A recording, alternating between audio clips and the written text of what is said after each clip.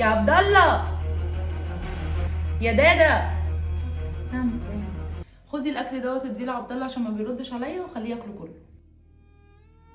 هو انت هتفضلي باصه للاكل كتير؟ بقول لك خدي اديه لعبد الله وخليه ياكله كله. حاضر اتفضلي.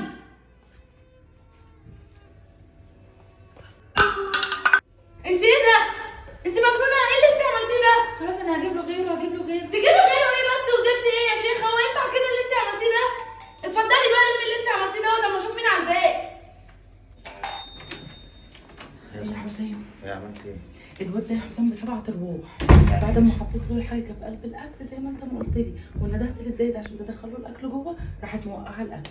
يعني ايه يعني؟ والله العظيم زي ما بقول لك، وبتلمه دلوقتي وانا مش عارفه اعمل ونفضل ايه. الحوار ده كتير؟ هعمل ايه طيب يا حسام؟ انا عملت زي ما قلت لي بالظبط.